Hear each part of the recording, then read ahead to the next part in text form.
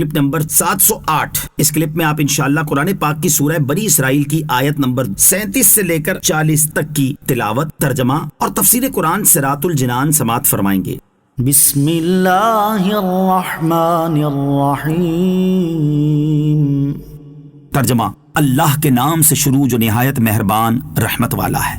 وَلَا تَمْشِ فِي الْأَرْضِ مَرَحًا إِنَّكَ لَن تَخْرِقَ الْأَرْضَ وَلَن تَبْلُغَ الْجِبَالَ طُولًا كُلُّ ذَلِكَ كَانَ سَيِّئُهُ عِندَ رَبِّكَ مَكْرُوهًا۔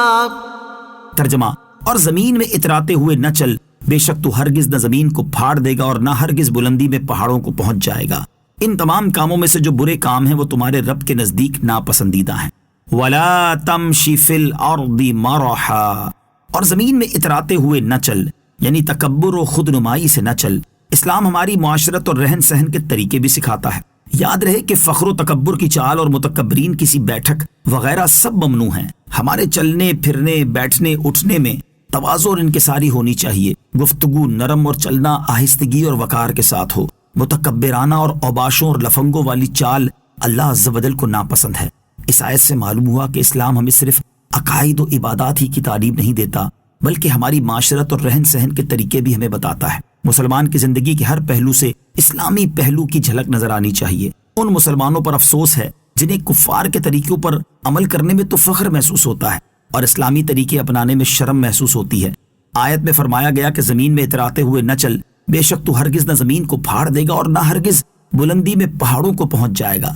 معنی یہ ہے کہ تکبر و خود نمائی سے کچھ فائدہ نہیں، البتہ کئی صورتوں میں گناہ لازم ہو جاتا ہے، لہٰذا اترانا چھوڑو اور عاجزی و انکساری قبول کرو۔ چلنے کی چند سنتیں اور آداب۔ یہاں آیت کی مناسبت سے چلنے کی چند سنتیں اور آداب یاد رکھیں۔ نمبر 1، اگر موقع ہو تو راستے کے کنارے کنارے چلیں۔ نمبر 2، نہ اتنا تیز چلیں کہ لوگوں کی نظریں اٹھیں، نہ اتنا آہستہ کہ آپ مریض معلوم ہوں، بلکہ درمیانی چال چلیں۔ نمبر 3، لفنگوں کی طرح گریبان کھول کر اکڑتے ہوئے ہرگز نہ چلیں کہ یہ شرفاء کی چال نہیں بلکہ احمقوں اور مغروروں کی چال ہے۔ نمبر 4، چلنے میں یہ بھی احتیاط کریں کہ جوتے کی آواز پیدا نہ ہو۔ نمبر 5، راہ چلنے میں پریشان نظری یعنی ادھر ادھر دیکھنے سے بچیں۔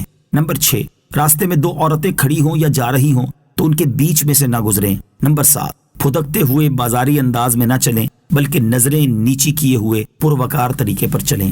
ذَلِكَ مِمَّا أَوْحَى إِلَيْكَ رَبُّكَ مِنَ الْحِكْمَةِ وَلَا تَجْعَلْ مَعَ اللَّهِ إِلَٰهًا آخَرَ فَتُلْقَىٰ فِي جَهَنَّمَ مَلُومًا مَدْحُورًا۔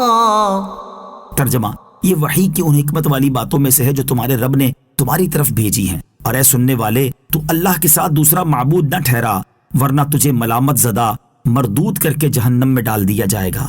من الحکمہ، حکمت والی باتوں میں سے۔ ارشاد فرمایا کہ اس رکوع میں جو احکام دیے گئے ہیں وہ حکمت والے احکام ہیں۔ حکمت کا کام وہ ہے جس کی صحت پر عقل گواہی دے اور اس سے نفس کی اصلاح ہو۔ یہاں آیت میں جو احکام دیے گئے ہیں وہ سب کے سب پر از حکمت ہیں۔ ان احکام کا خلاصہ یہ ہے: نمبر 1، اولاد کا قتل ناجائز و حرام ہے۔ نمبر 2، زنا کے قریب نہ جاؤ۔ نمبر 3، کسی جان کو ناحق قتل نہ کرو۔